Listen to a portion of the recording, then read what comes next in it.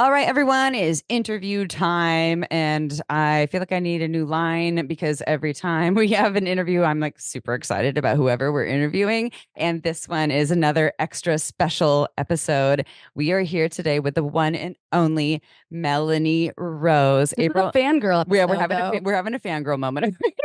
We're trying to hold together, right, Chip? I'm like sweating a little bit. Can you I tell? didn't wear thick garments because I Okay. knew I would sweat Okay, from yeah. excitement. I already rolled up my this like what do you call these when they're like capris?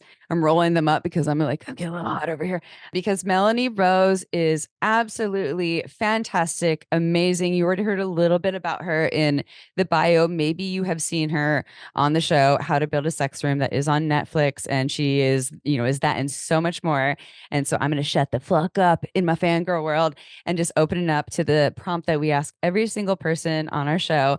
Melanie Rose once, and again, sweaty, nervous. Thank you so much for being here. But can you also That's tell, so sweet. can you also tell us and our listeners a little bit more about how you got to where you are today in the field of sexuality, especially as the Mary Poppins of sex rooms?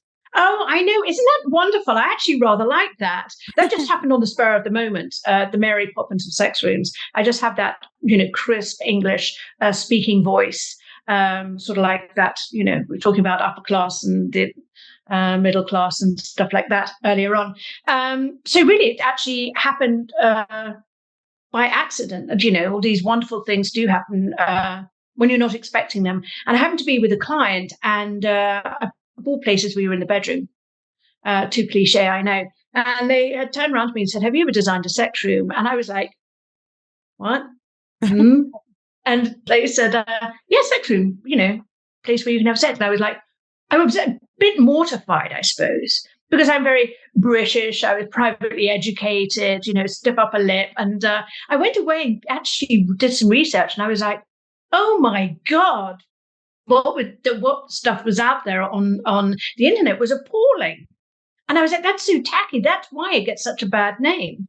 So I thought, fuck that. And so that's how I fell into designing sex rooms, because they don't have to be dirty and disgusting. They don't. That was one thing that I noticed watching your show. Each one was so beautiful. And I love before and afters of anything. I think those are so brilliant. But what you do with these spaces is incredible. And I know it takes a team, but as a designer, design is not an easy thing. People think of designing, it's not decorating, y'all. Decorating is like picking out pieces and having it shipped. Designing is completely different. It's having to move walls. It's having to know where the plumbing can be in certain things. It's knowing what's going to fit texturally. It's also understanding your clients. Yeah. Right? Tailoring it to your clients. Yes. And so I think that's something that I respect about you, because each episode featured various types of relationships, and some are polyamorous, some are couples, some are into kink, some are not. But sex rooms don't have to be completely just kink oriented. A dungeon. Or dungeons, right? So I just want everyone listening out there, if you haven't watched Melanie Rose's show, just know she knows what the fuck she's doing. And number two, watch it. And number three, I know Melanie is filled with like really beautiful information where it's not just like you have to hire someone, because not everyone could afford to hire someone fabulous to help design their sex room. And how many years were you in design before this? You were Oh God! Before this, quite a few years. Yeah, okay. Quite a few years. And you know what you said about sex and dungeon? That is those two words inextricably linked. Sex, dungeon. But it shouldn't be like that. It doesn't have to be like that. The rooms that I designed on the show were for different, bedrooms, or, a basement downstairs, dedicated areas for sex, or, spicing up the bedroom, for instance, reconnecting the couples together. Mm-hmm. Which I love that. Oh, the hot tub one. Anyway, okay, I get excited. I get excited. So yeah, sex rooms and dungeons. That's why I think the general public have been misinformed. Because you type in BDSM. Now we all know that BDSM is really just an acronym, and everything falls under the acronym umbrella. But sex rooms don't have to be dirty and disgusting. They can be anything you want. And I tailor make design these rooms for my clients. And sex rooms don't have to be anything kinky, right? No. Like BDSM doesn't even need to be a part of the sex room. Which is why this is the question that we're getting to, because watching the show, you incorporated like nature inside one, which I thought was so brilliant. So how would someone know what kind of sex room would be right for them? Well, I think it really starts with a conversation with your partner or perhaps even with yourself. Think about how am I going to approach this? What do I want this room to be? Or if I don't have space for a sex room, I have a bedroom. What do I want my bedroom to look like? Again, you talk to your partner and decide what you want. Do you want it themed? Mm-hmm. Do you want to push it that little boundary, perhaps with wall murals and stuff like that, or wallpaper? Or, do you want it to be a fantasy room? I mean, there's all different aspects you can look at to decide on what you would want in your space. I think, and this goes with what you were just saying. So a lot of people, and April said this earlier too, like, not everyone can afford a sex room. Not everyone has a basement or, an upper whatever that they can, or an extra room they can convert. So, what if I were someone who lived in a small 2-bedroom apartment and I have kids? Like, how can I build a sexy space there? But like, maybe I don't want my children to know. Or what if I live in a 1-bedroom or studio? Like, how can I build like a sex closet or like a trunk or something? Well, there are a number of ways you can actually do it. And I think that, let's talk about a bedroom, for instance, or a place where we sleep. Generally, we make love in those spaces or we fuck in those spaces. I differentiate the two. One is more rough, one is more loving and giving. And, if you don't have room for a St. Andrew's cross or something like that, get yourself a pair of underbed restraints. Ooh, They love are those. really, really good. So they're really easy to install. You just pop them underneath your mattress and you can just tuck them away. Nobody's going to know. Underbed restraints, and then I would actually use a saffron thigh sling. I mean, there's all these different elements that you can use to help make it more interesting, make it more sexy. What's a saffron site? Maybe that's what you need a peer pleasure. What is that? Yeah, what is that? Actually, I'm a great fan of lots of toy places where I go, and I'm a great fan of Sports Sheets Yes. under bed restraint. So Sports Sheets also have the saffron thigh sling. So it's a bit like a pillow that supports your neck, and then you put your legs through like a sling that's a little bit padded. So imagine you're a gynecologist, right? You know how you have your legs supported? Yeah, but that's what a thigh sling does. So it supports your neck and your legs as well. And then you also have the door swing you could get by Sports Sheets as one of those. Yeah. And peer pleasure. Do you have the saffron? Yes, we have. Oh, I'll look at it, but I know. So April and I talk about the under the bed restraints all the time. I have them. I love them. I think the cleaning people are the only people that have to experience it outside of me and my partner. Yeah, and the door swing dangles. And I still co-own an online sex shop with my mom. It was a brick and mortar for 12 years. Now it's online. Hey, Mom, I love you. And we do sell the Sport Sheets under the bed restraints. I'll look for the saffron one.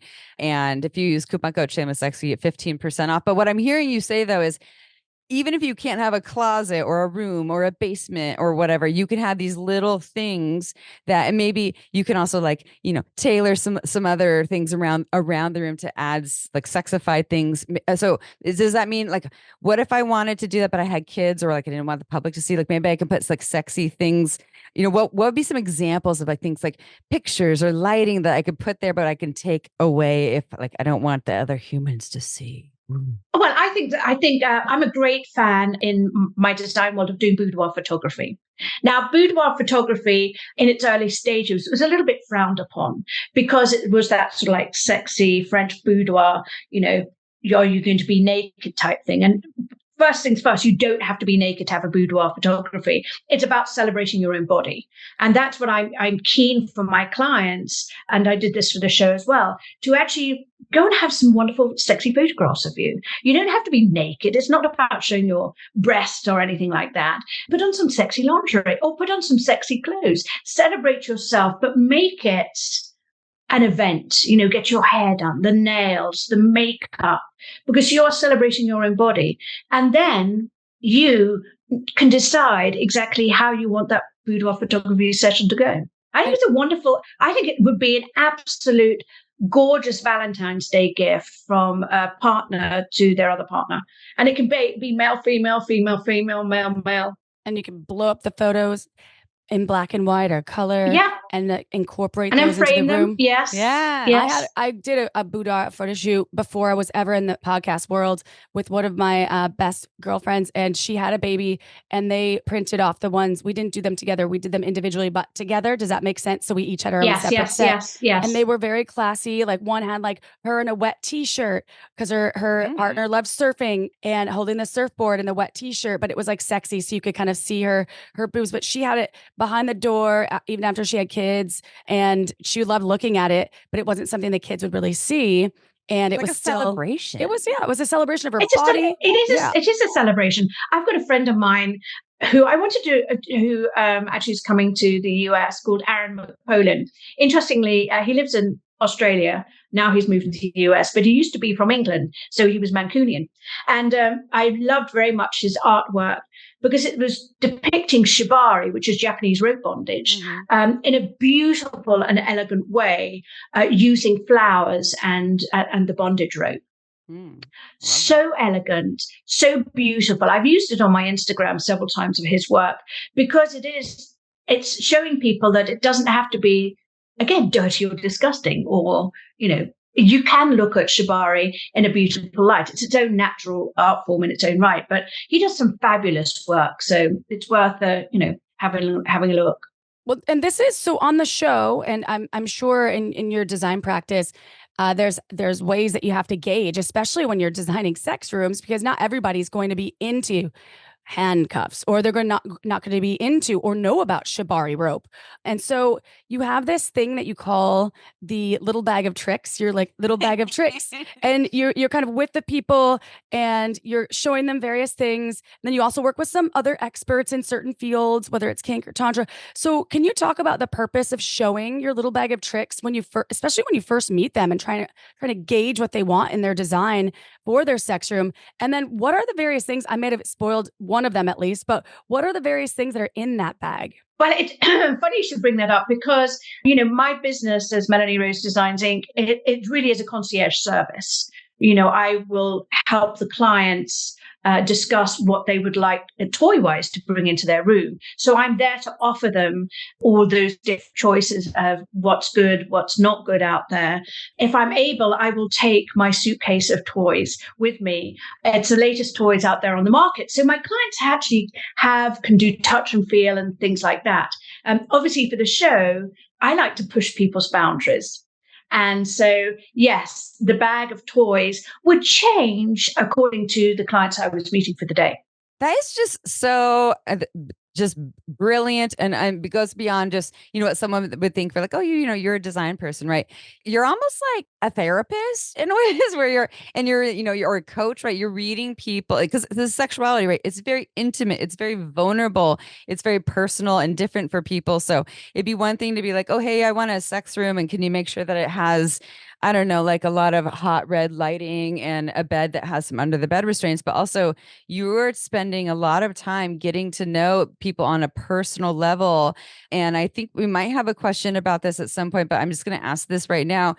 So say, and I know, like April said, not everyone that you're working with on the show and in general, they're not all monogamous people, but let's just say two different people, right? And they have different interests. So you open this little bag of tricks, of goodies. And one of them's like, oh, handcuffs is interesting. And the other one is like, oh, hell no, I want anything to do with that. Like, how do you navigate that space? I mean, this is a question for anyone who's a coach and a therapist, but how do you navigate that space as a designer when you're helping people pull up fantasies that also might be different from each other? Yeah, that's an interesting case. And yes, let's go back to the therapist part. It's very much in the world of interior design. You become personal, friends or whatever with your clients. And therefore, perhaps you actually do become a little bit of a therapist, a go-to person. And that's very much what happens whether you're designing a sex room or whether you're just doing, a home, because you need to understand the people you're working with. Mm-hmm, totally. So for me, when I'm designing for a sex room, I think, and this sort of like occurred in the show of the showrunner, Sarah Howell, would say, oh my God, everybody's just falling under Melanie's spell because they feel so relaxed that they can talk to me and they feel safe. Which is hard to do with sex, right? That's and also important. You have to trust you. But I'm also very matter of fact about it. I'm not and I think the English accent helps a lot. It does. Okay. So my mom's ex-partner, my mom dated women for 10 years, has an Australian accent.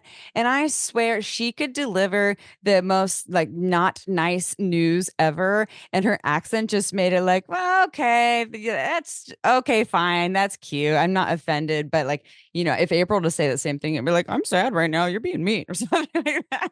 I think definitely the accent has something. And as I said before, I'm matter of fact. I'm not going to dance around it. I'm actually just going to go straight to the point. There's no point, adding any florals to it.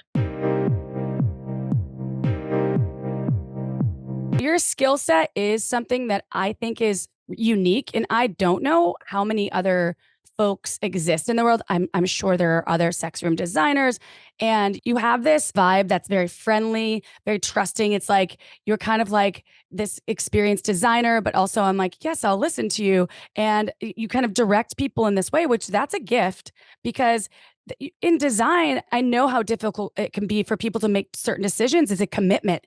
It feels like I'm going to marry this tile or I'm going to marry this, right? Because I don't even know what she's talking about, but I get. Well, you're going to have to look at the Yeah. same thing over and over again until you want to spend money to change it again, which that takes skill set.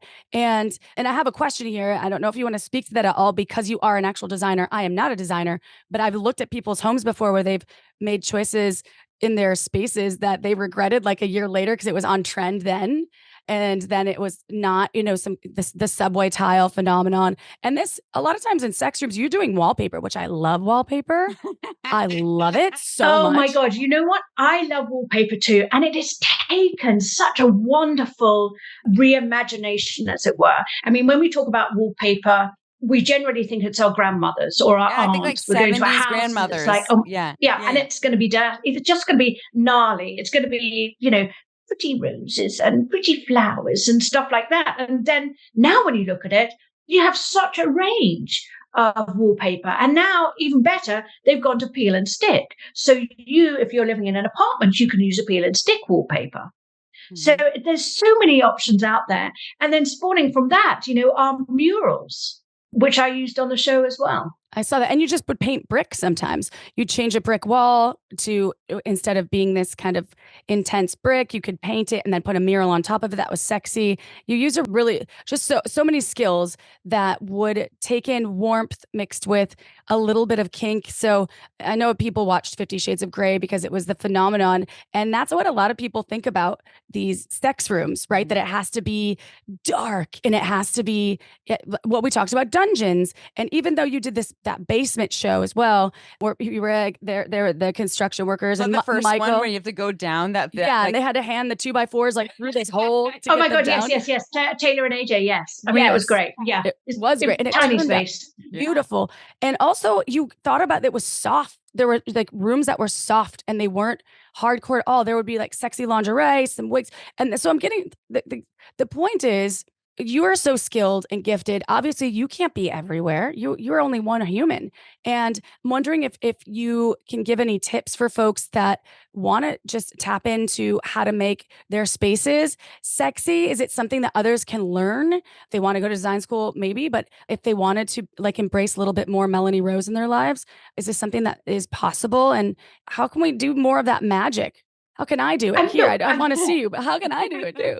I know. It's very interesting. I don't think, I am my own person and I do realize that I'm skilled, although it sounds really weird and I'm humbled by it, but I just do it. But from somebody else looking at it, it's like, oh my God, that woman is really skilled and clever and so forth and so on.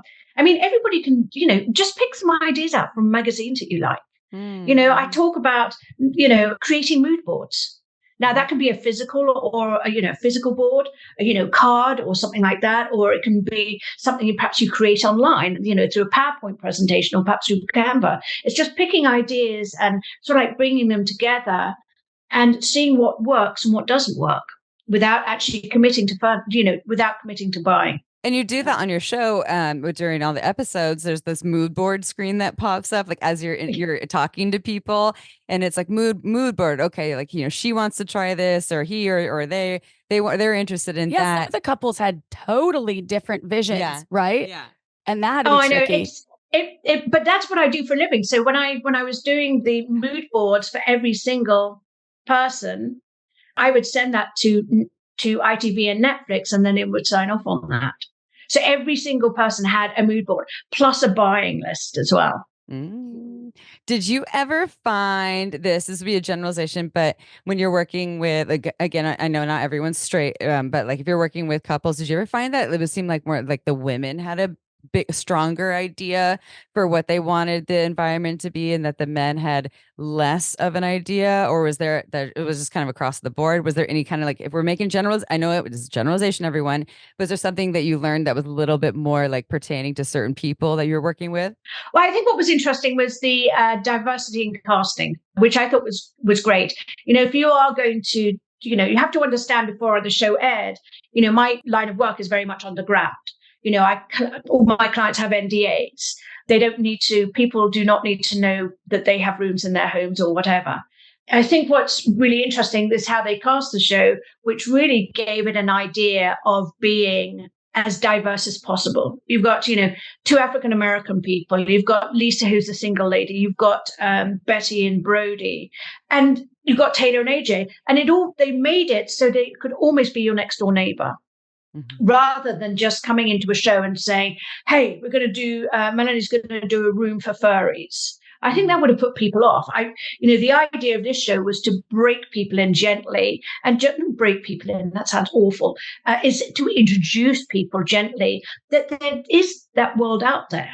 Yeah. And a lot more people are into this than you can imagine. Yes, it's like you say like push edges or boundaries, but not pushing like so far where they're like go from, a little discomfort to like full panic mode. It's like exposing them something that might be a little outside of what they're aware of, or like, I might be into that, but I'm not sure. But you're not going to be like, you need to we're going for the full St. Andrew's cross, even though you said you're not right. into that. Right? Yeah, no, what you want to do is just push the door open, just a little bit, and let them walk through if they want to go further. Mm-hmm. This is one thing that I really valued about the very first show, because there's a couple different folks that will be in each show. There's 6 or 7, I can't remember at the moment. I think it's 8 shows. There's 8. I don't know how many different couples, but not couples, groups. But yeah, how many episodes? And it doesn't matter if you don't know, because I was trying to think and I always get confused because there's so many couples. But each show has a bunch of different folks, and one of them, which I thought was genius, because sometimes you can walk into people's homes, and I'm not a designer, but I do have a great eye and a great sensibility for even small spaces. And one thing that you said that I was like, oh, I love her, because you walked in, and I can't remember the couple's names, but it's on episode 1. And the first thing you kind of mentioned, you're like, well, a sexy room should have you gravitating towards the bed, not kinking your neck to it. Right. And yes, you know what? I know exactly who you mean. That was Ryan and Raj and Ryan. Yes. Okay. Yes. So yeah. And that was a brilliant tip. And I thought to bring these DIY tips, and you've already given us a little bit, but our listeners love DIY stuff. And so it's like these simplistic shifts. Like, the lighting, for instance, like if you have fluorescent lighting, that's not going to make you feel sexy, right? No. I'd be like, oh, hell no. Let's talk about clutter everywhere. If I was hooking up with a new partner and they had clutter all over, I'm like, this isn't sexy. This is distracting. So things like this that people could do without painting a wall or really having to invest thousands of dollars right now. Could you talk about that? Maybe moving the furniture around, the lighting thing, anything else? Maybe a wrought iron bed somewhere? Yeah, absolutely. When you're doing a bedroom, especially if I'm doing sort of like a sexy room, I like the bed to be the focal point. It needs to be full front and center. With Raj and Ryan, they had their bed, or that fucking mattress, excuse my language, behind it was on the door. And I was like, what? Are you kidding me? So make it the focal point. But you know what? You don't have to spend hundreds of thousands of dollars. Maybe you can just change out your sheets. Maybe you change out your duvet cover. Maybe you add some throw pillows. Maybe you add some beautiful throws. That will instantly give the energy a little bit, the room a little bit more energy to it. Mm-hmm. You can have some candles if you want. I love scented candles. I have them all over the place. I think I have quite a few back here. But it puts you in that mood. It gives you a little spice. And if you didn't like scented candles, but you wanted that romantic feel, candles, are battery operated, can give you some wonderful mood lighting as well. And if you can get your lights on a dimmer switch, I think it's even more perfect. Oh, And those are love a like dimmer. $6.99 on Amazon. You can get Yeah. a dimmer, Yeah. or you can go get one if you just lamp it, like lamping, always lamping, not glamping, but lamping your space. Because you know that, what are they called? The canister lights that are Oh, everywhere. recess cans. Yeah. Yes, those are kind of, for me, those are heinous. I'm like, oh my God, the overhead lighting's killing my vibe right now. And maybe I'm just such an asshole about a Not. space. But No, it I'm like, you could matters. get dimmers on your lamps, and then it just turns this So whole this space is into sexy. It's one feel- like Yeah, one of but my you could issues. Oh, is it one of my issues of traveling in hotel rooms, whether I'm with a partner or I have a new partner, and you never know what the lighting is going to be. So when I'm with my actual partner, we bring a red light bulb with us to when we travel. We know we want to have sexy times, and we can. I don't know about the canister ones, but we can at least change the lighting, or change out one of the bulbs, put that red light bulb in there, and all of a sudden it made that hotel room a little more sexy than it was before, even if it's, well, I won't name hotel names, but it's just like that little detail helped to add some sort of energy that made it more like, okay, now I want to take my clothes off and I feel really good in myself. Oh, I wholeheartedly agree with you. I'm a great fan of using smart bulbs, which are app operated. So yes, if you want that and you're going to a hotel and you want to liven it up a little bit, take your smart bulb with you and change it out. Yeah. So there's so many little things you can do here. I have hue bulbs all over my house. April's okay. I'm like such a everywhere. I'm a lighting April, person. yeah. If you go to April's house, I think Melanie would be really fucking proud of your house. By the way, April's house, like we will do a lot of our photography sets in her house because it was designed for that, including a sexy one that we just did a couple months ago of us in lingerie. She ain't no Melanie Rose, okay, but she's amazing. No. But I know editing down for shoots. Editing down is so important. People don't talk about that. When you look at any of the spaces you design, you don't see a bunch of junk, like all the sex toys just cluttered Like in less one is area, more, right? It right? could be like, here's a curated sex toy box. You kind of hang the lingerie, you drape it places, and some of the toys. I never would be overwhelmed. It was always a space that was enjoyable. You painted the walls white in some places, and then another one you were like, this is way too much white. We got to add some depth in here, and texture and color, like a little bit of color in the right ways. I love that. And I think for people listening, we're wrapping up the show, but if you're listening and you're like in Amy Baldwin, where you don't have a eye for this kind of design, watch the series because it will give you ideas as to what pertains to you, because we are all so different, right? In terms of what would turn us on or make us feel more sexy. This is it's like, not, I wouldn't call it tangent, I'm a little switch, and I'm curious if you have any answers to this, because I know at least the first episode with the like staircase that went down to the basement, like this would, someone with physical disabilities would not be able to make it down there very easily. Do you have any tips for folks with physical disabilities on how to make an epic sex room, like something that is maybe perhaps more accessible for their bodies? And yes, I'll just leave it at that. Yeah, I think that's a really good question. We will talk about people with disabilities because it depends on your severity of your disability. However, there's a misconception. I talked to a lady several months ago who's a quadriplegic, and her boyfriend's quadriplegic as well.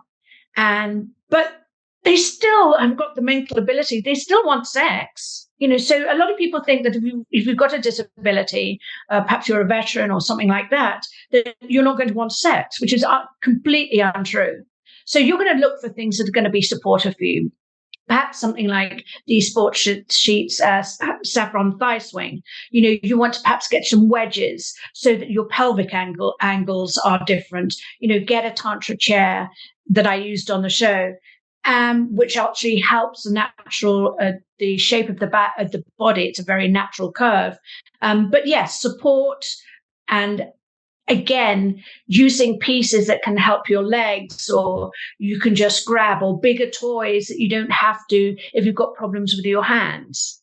Mm-hmm. So there are elements of those toys around. I am actually wanting to look to do is on my personal website is I want to have a place where people with disabilities or need to find specialized tool or toys, but I want them to be able to shop at one place. Mm-hmm. Well, you should check out Hot Octopus. We're in England. We make products for everyone, but sex with disabilities are where we stem from. So we make toys that even if you have spinal cord damage, you're quadriplegic, paraplegic, and you're a penis owner, we have like 9 years of medical research behind this technology that we use, so people can actually have they can still have pleasure. And then we have some that combine bodies, and we actually, I'll send you a whole kit because I think that it would be brilliant. And we get so much feedback. People with MS that can wear one of our finger vibes because it straps on securely, or if they have really mobility issues, so they can still have pleasure. Because we really want to design things that's pleasure for all. And sex and disability is finally starting to get more attention, but for a long time, I know. But why is it taken till now? I mean, what the fuck is wrong with we live in this normalized bullshit society that thinks everything should be one way and everyone, it's I know, but that's not the case. That's not the case. It's like people talking about, the younger people saying, oh my God, you're having sex after 50. It's like, what are you talking about? You could have sex over 50, 60, 70, 80. It does not matter. But don't frown upon it. You'll have sex until you can't have sex. And that's probably when you're dead. But again, I mean, but with people with disabilities, that needs to be addressed because, they need special toys. Just because they're missing something, perhaps arms or legs or something like that, which is very unfortunate, or they have a paralysis, does not mean to say that the brain is doing the same thing. 100%, Melanie. I'm so happy that you feel that way because that is something that is so important to me, and in Hot Octopus's work has been so important to us. And our creative director, her name's Kelly Gordon. She's from Birmingham, actually, and she yeah, she's a Birmingham. I love her accent. Shout out to you, Kelly. She's also in our book because we wanted to make sure we honored sex and disability in our book, a portion of it, because there's so many variations. You can't nail everything. And she helps with the design of all of our products. We only have 11. Okay. We're not talking like we have thousands of toys and they're all high end. And, but she makes sure that we consider, because she was born with a rare syndrome, disease, like any of those things from birth. And so she's been in a wheelchair and her muscles won't necessarily develop as a person that doesn't have her disability does. Right. And she talks about it freely. She did a awesome podcast called Pleasure Rebels that was great, and she's not doing it anymore, but she's a badass and she helps to make sure all of our products are. And she's been on our show too. Yeah, we don't know the number, but if anyone wants to learn more about that, you can go look up. Same with on Andrew our website. Gurza has been on our show. Yeah, Andrew Gurza's work, or go look up Kelly Gordon on our show, and she has a whole podcast about what we're talking about. Less about the design, more about comfort. But. Yeah, it's beyond. For me, it's like it's not just because we have all our faculties around us. Sex doesn't stop there. 100%. But we don't think about other people, and and should you term it this, should it be named disability? I don't know. There should be perhaps another point around it. I think actually Sport Sheets did a really a good one because they've added things and they call it pivot. Pivot? I think I've seen, which is really quite clever. Yeah, because you're sort of like mainstream, but we're going to pivot off this way. And just remember, everyone, it's not handicap. Don't ever say that. That's not something that folks out there, that meant, Kelly told me actually, it meant hand in cap for people that back in the day that were disabled. That's where that whole came from. Money? Yes. That's what that came from. Yeah. Handicap. Yes. Yeah. So get rid of that term in your brain. So that would help just the world become more inclusive and to be honoring people wherever they're coming from. So we obviously have to wrap up the show, and thank you for that beautiful navigation through your line of work, because it's vast and I know it's ever evolving, and I'm hoping to the Netflix gods or whoever you have to pray to, Netflix, that there will be more seasons. And I don't even know if you have the time for it, and you don't have to speak to that right now because I know there's so many facets of that world, and you're obviously busy designing all the time. So we'd love to know how people can find you, and if you want to share about anything exciting that's next, that you can, feel free. Otherwise, you could just be like, dun dun dun, wait and see. Up to you. It is dun dun dun dun dun dun dun dun dun. Wait and see. I have a few things coming in down the pipeline. Look, please find me on Instagram. That is my main social media platform at Melanie Ruth Rose.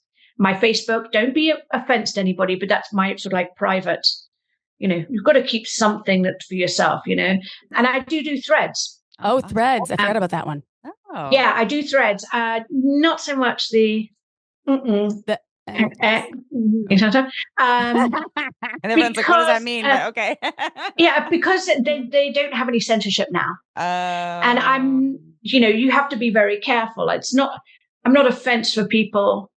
Let's put it this way. I don't need to see somebody masturbating and coming all over the camera screen. Oh yeah, someone else wants to watch that, but you don't need If to, somebody and else you're wants to watch good. that, absolutely. I have a visual memory.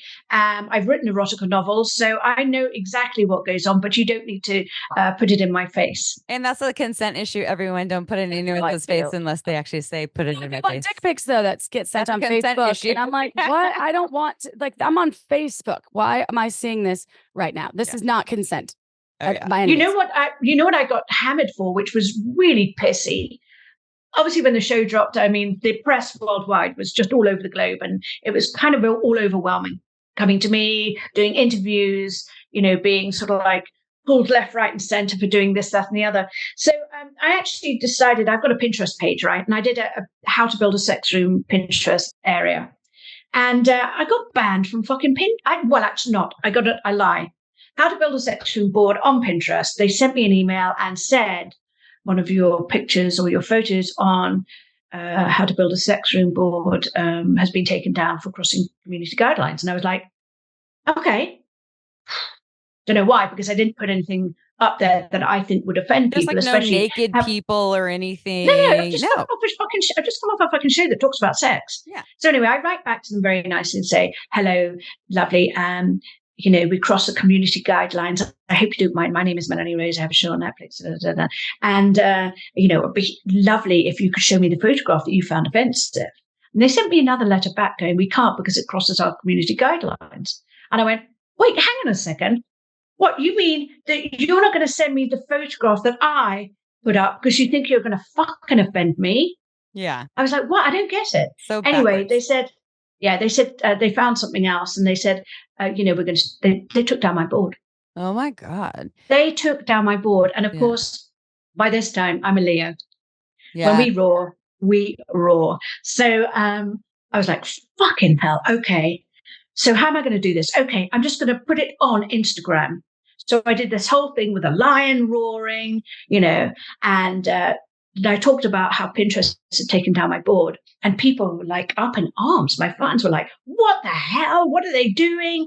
What's wrong with them? This is what you do is great. Then Yahoo News got hold of it. Oh. And then because I shamed Pinterest, I suppose, in a way, it went global.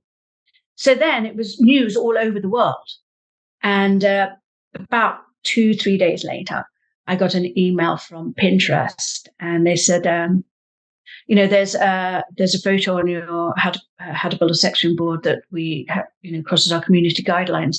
And I swear to God, I sat in front of the computer. I went, how can you do that? You've already taken my fucking board down. So what photo are you looking at? So I wrote back to them. I said, send me the image that offended you. So I get the image back after, and it comes out blurred. It's all blurred, very, very blurred. And I was like, hang on a second. And I was like, oh my God, it was a picture that went all over the world for the launch of the show. It's one of the photos that Netflix used. Yeah. Like the album cover for the show or something like like one of the album covers for the show. Yeah, like the teaser. And I was like, what's wrong with it? And I was, it's on my Pinterest page, Melanie Ruth Rose.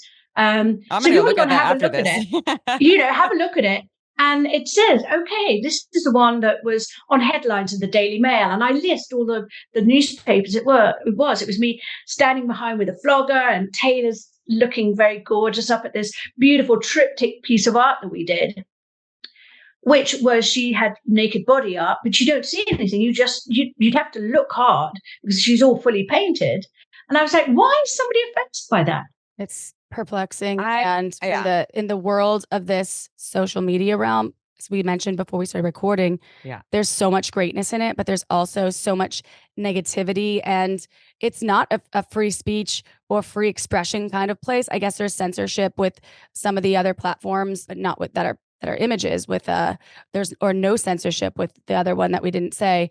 But I don't know. We have sex in our title of our podcast and in our book. So it's hard for us to get in the Today Show. It's hard for us to get traction. We're shadow banned.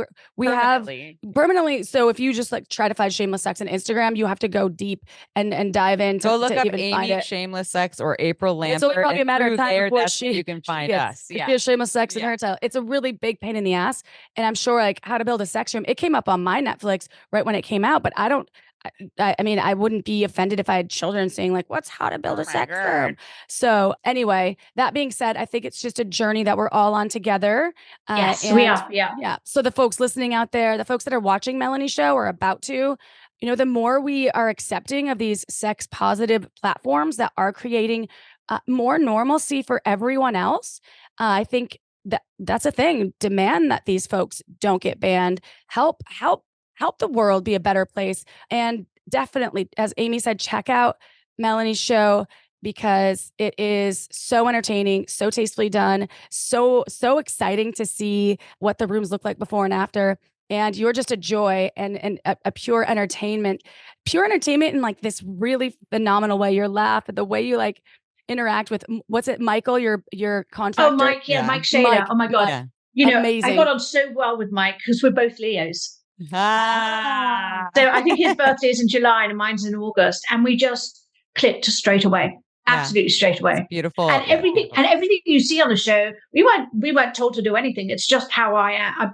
I just appeared as to who I am in real life. I've had a vendor reach out to me just for a particular job I was doing. They went, oh my God, you're just the same in real life as you are on television. Isn't it interesting when people say that? You're authentic. They say that to us too when we meet them in person. They're like, you're the same as you are on air. And we're like, why wouldn't we be? Well, why wouldn't I be? Yeah. But Mike was brilliant. So, when we just talked about, is it clitoris or clitoris? That was just Mike and I bantering back and forth. And I still believe, darling, it is a clitoris because it sounds so much nicer. I thought about the other one sounds like a car. I was like, maybe I'm saying it wrong. Well, thank you, Melanie, so much. I hope we see you again in person or on TV or on a streaming channel near you. But check out Netflix and Melanie Rose, How to Build a Sex Room, and Melanie Ruth Rose on your handles.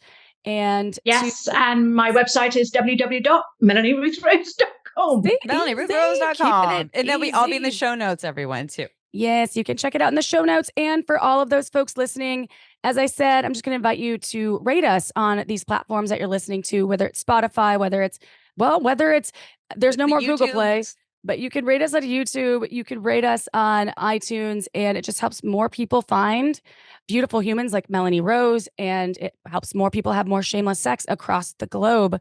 And we love each and every one of you from the bottom of our hearts and from the back room of our sexy dungeons. I was wondering where you're going to go with back that door. I was going to say back door, but the back room of our sexy dungeon.